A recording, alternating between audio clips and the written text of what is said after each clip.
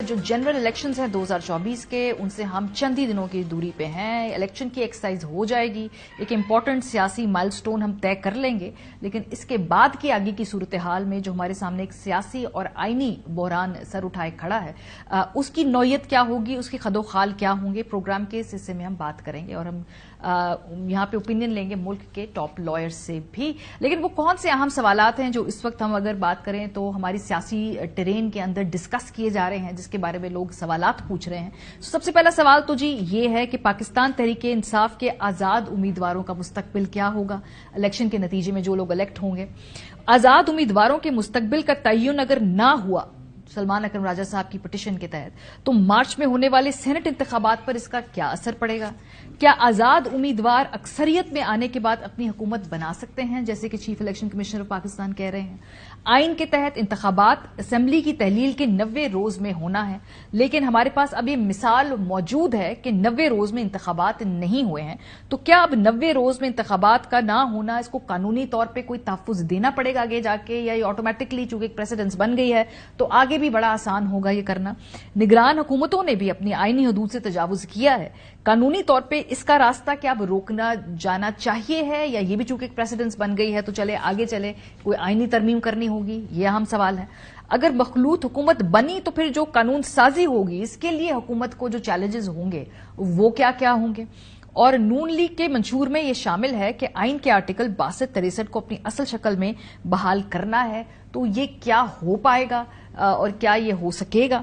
बहुत सारे ऐसे सवालात हैं जो लोगों के ज़हनों में हैं। इस समेत एक सबसे अहम सवाल के आगे इलेक्शन के बाद सबसे बड़ा लीगल चैलेंज या लीगल कोई भी अगर हम देख रहे हैं आगे मामला होगा, तो हमारे मुल्क के जो हमने 4 मुख्तलिफ वकला से आज राय मांगनी है, वो क्या समझते हैं, वो कौन से होंगे। जहांगीर जदून साहब साबिक एडवोकेट जनरल इस्लामाबाद में हमारे साथ स्टूडियो में मौजूद हैं। हसन रजा पाशा साहब चेयरमैन है Pakistan bar council. Advocate Kamran Murtaza साहब हैं, माहिर कानून है, जमीयत उलमा इस्लाम फे से ताल्लुक भी है। आबिद जुबैरी साहब साबिक सदर सुप्रीम कोर्ट बार हैं, उनसे भी हम बात करेंगे। स्टूडियो से आगाज करती हूं जहांगीर साहब। पहला सवाल पहले राउंड ऑफ क्वेश्चंस में कि सबसे बड़ा लीगल चैलेंज आपके नजदीक 8 फरवरी के इलेक्शंस के बाद क्या नजर आ रहा है आपको, जो आपके जो कहते हैं जो एक बहुत बड़ा एलिफेंट इन द रूम है, अगर हम कानूनी तौर पर पूछें तो आपकी नजर में क्या होगा। देखिए, सबसे बड़ा चैलेंज तो फॉर्मेशन ऑफ द गवर्नमेंट है कि किस पार्टी की गवर्नमेंट बनेगी और उसने आगे जो रोड मैप है पाकिस्तान का, जो हालात है पाकिस्तान के, उसको किस तरह लेके जाएगी। और सब उससे बाद इमीडिएटली चैलेंज होगा कि जो डिफेक्शन होगी आपके आज़ाद अरकान है, उनका सबसे बड़ा चैलेंज होगा कि वो आज़ाद अरकान एक तरफ हम कहते हैं ये हॉर्स ट्रेडिंग को रोकें, डिफेक्शन को रोकें, और एक तरफ हमारा ने डिफेक्शन का या हॉर्स ट्रेडिंग का फ्लड गेट जो है वो हम खोलने वाले हैं कि आज़ाद अरकान को जिससे पकड़ के गवर्नमेंट बना लेंगे।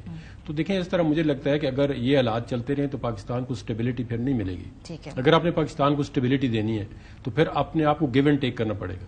फिर देखें, अगर कॉन्स्टिट्यूशन तो कहता है आर्टिकल 51 सब क्लास आर्टिकल 6 कहता है कि जो आज़ाद अरकान है वो अपनी मर्जी से विद इन 3 डेज कोई पोलिटिकल पार्टी ज्वाइन कर सकते हैं, या अपनी कोई अलहदा वजीर आजम बना सकते हैं, कोई और पोलिटिकल पार्टी बना सकते हैं। जैसे आज़ाद अरकान इतनी मेजॉरिटी में आ जाते हैं तो कोई पाबंदी नहीं, वो बना सकते हैं। जिस तरह अगर आज़ाद अरकान पोलिटिकल पार्टी से ज्यादा हो जाते हैं और वो इकट्ठे हो जाते हैं, वो अपनी वो तो डेमोक्रेसी है, उसमें तो डेमोक्रेटिक जितने बंदे ज्यादा होंगे तो बना सकते हैं। तो आपके नजदीक सबसे बड़ा चैलेंज इस वक्त जो आजाद उम्मीदवार जीतेंगे उनके सियासी स्टेटस का, उनको डिफेक्शन किस तरह रोकेंगे आप, हॉर्स ट्रेडिंग किस तरह रोकेंगे, आप किस तरह कहेंगे कि ये जो बंदे हैं ये आजाद जो हैं ये अपनी मर्जी से आए, या इनको किसी ने कोर्स नहीं किया, या इन पे कोई प्रेशर नहीं है, आप ये किस तरह रोकेंगे। लेकिन सलमान अकरम राजा साहब ने तो पिटीशन की है कि जी हम आजाद नहीं हैं, हम तहरीक इंसाफ के टिकट के बैनर के नीचे हैं। उनका असल में पॉइंट ऑफ व्यू ये है कि क्योंकि पार्टी डिसॉल्व नहीं है, क्योंकि हम पार्टी से सिंबल लिए है और इलेक्शन कराएंगे, सिंबल रिस्टोर हो जाएगा। उनका क्या पार्टी तो अभी पाकिस्तान में तहरीक इंसाफ पीटीआई एग्जिस्ट कर रही है, पार्टी तो बैन नहीं है ना, पार्टी तो बैन होती है, उसका लंबा प्रोसीजर। तो फिर क्या ये लोग आजाद होंगे या नहीं होंगे, ये बड़ी कंफ्यूजन है, बड़ा नहीं, वो पार्टी को ज्वाइन, मेरे ख्याल में मेरी ओपिनियन है कि वो पार्टी को ज्वाइन कर सकते हैं। ठीक है, देखिए ना, उन्होंने सिंबल पे इलेक्शन तो नहीं लड़ा, वो आजाद है ना, जिस तरह दूसरा एक आजाद बंदा है वो कहता है मैं पीटीआई को ज्वाइन, यानी कि अगर वो पीपल्स पार्टी पीएमएलएन कहीं और तो पीटीआई को भी ज्वाइन कर सकते हैं। पीटीआई के पास सिंबल नहीं है, पार्टी तो है ना मौजूद है। चले 15-20 बंदे आ जाते हैं وہ سمپل پہ نہیں لڑ کے، وہ تو الیکشن جو ہے وہ آزاد لڑ کے ہیں، وہ کہتے ہیں جی ہم پی ٹی آئی کو جوائن کر جاتے ہیں. یہ جو پی ٹی آئی کے اپنے آزاد امیدوار ہیں وہ پی ٹی آئی میں ہی ہوں گے نا، وہ کسی اور پارٹی میں تو جا ہی نہیں سکتے. ٹھیک ہے، اگر وہ جاتے ہیں وہ پارٹی ان کو ڈیفیکشن کلاس لگاتی ہے، ہاں وہ اپنی پلی لے سکتے ہیں جی ہم تو آزاد الیکشن لڑ گئے ہیں. اس میں یہ کمپلیکیشن آ سکتی ہیں کہ جب کوئی پیپلز پی ٹی آئی کا بندہ آزاد اگر ڈیفیکشن کرتا ہے جاتا ہے تو اگر پارٹی اس پہ ایکشن لیتی ہے، شو کاز دیتی ہے، تو پھر وہ کہہ سکتا ہے جی میں تو اپنے آپ کے بیٹ پہ الیکشن نہیں لڑا ہوں. لیکن اس کے لیے اس نے کیا ایفیڈیوٹ میرا ہے انہوں نے صاحب نے لیا ہے کہ میں ڈیفیکشن نہیں کروں گا، میں اپنے پارٹی کا بینر استعمال کر رہا ہوں. ووٹ تو دیکھیں نا پی ٹی آئی کے نام پہ اس کو پڑ رہے ہیں، مثال کے طور پہ جو بھی اگر وہ ڈیفیکشن کرے گا تو آبویسلی وہ کانسیکوینسز جو ہے اس کا ذمہ دار ہونا چاہیے. آپ کے نزدیک سب سے بڑا اس وقت قانونی چیلنج، میں لیگل چیلنجز کی بات کروں، سیاسی چیلنجز تو ہمارے پاس ہر موڑ پہ اس وقت موجود ہے. سیاسی چیلنج مطلب لیگل میں کنورٹ ہو جائیں گے نا. دیکھیں سارا کانسٹیٹیوشن جو ہے وہ تو پولیٹیکل پارٹی سب گڑبڑ ہے. ایک دفعہ چیف جسٹس صاحب کہا جی یہ سیاسی کوشچن انہوں نے اس طرح آئین اٹھایا، جسٹس گلزار صاحب نے کہا یہ سارا سیاسی ہے، کہاں سیاست انہوں نے کہا یہ سارا سیاسی آئین، وہ سارے لائنز جو ہے نا وہ مٹ مڑ چکی ہیں. کامران مرتضیٰ صاحب، سر آپ سے یہ میرا سوال ہے، الیکشن کے بعد 8 تاریخ کے بعد کون سے بڑے قانونی چیلنجز آپ دیکھ رہے ہیں جو فوراً ہی درپیش ہوں گے ہمیں؟ سب سے بڑا جو پولیٹیکل اور لیگل اور کسی طرح کا بھی جو ملک کو چیلنج درپیش ہوگا وہ فارمیشن آف گورنمنٹ کا ہوگا. میں نہیں سمجھتا کہ کوئی پارٹی جو ہے وہ کوئی واضح اکثریت لے کے آئے گی، اور سب سے پہلا چیلنج جو ہے نا وہ یہاں پہ ہوگا.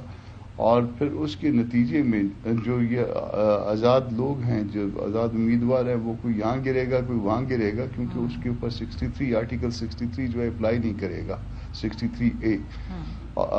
وہ پھر جدھر چلے جائیں گے اور پھر وہاں پہ جو ہے نا اس کے نتائج جو ہوں گے، اور پھر اس کے اوپر جو ہے نا کوئی کہے گا کہ جی یہ آزاد جو ہے وہ فلاں ایفیلیشن سے آئے تھے، مگر وہ تو فلاں ایفیلیشن سے آئے تھے، وہ الیکشن کمیشن کے ریکارڈ کے مطابق یا ریاست کے ریکارڈ کے مطابق نہیں ہوں گے. وہ ان کی اپنی ویب سائٹ کے مطابق تو ہو سکتے ہیں کسی پارٹی اے پارٹی بی کی، مگر وہ اس طرح سے نہیں ہوں گے. پھر یہ نئی جو ہے نا اس حوالے سے میرا خیال ہے مقدمے بازی شروع ہو جائے گی. صحیح. حسن رضا پاشا صاحب، چیئرمین پاکستان بار کاؤنسل بھی ہمارے ساتھ موجود ہے. پاشا صاحب، یہ جو آزاد امیدواروں کے سٹیٹس اور یہ جو ہارس ٹریڈنگ کی بات ہو رہی ہے، امیدواروں کے ادھر ادھر ہونے کی بات ہو رہی ہے، ابھی تک کے ہمارے جو دونوں مہمان ہیں ان کا اس بات پہ کنسنسس ہے کہ یہ سب سے بڑا قانونی چیلنج ہمارے سامنے ہوگا 8 تاریخ کے. آپ کی نظر میں کیا بڑے لیگل چیلنجز ہیں 8 تاریخ کے بعد جو ہمارا انتظار کر رہے ہیں؟ دیکھیں، سب سے بڑا چیلنج اس میں کوئی شک نہیں ہے کہ ود ان 3 days جو آزاد امیدوار ہوں گے، جو کامیاب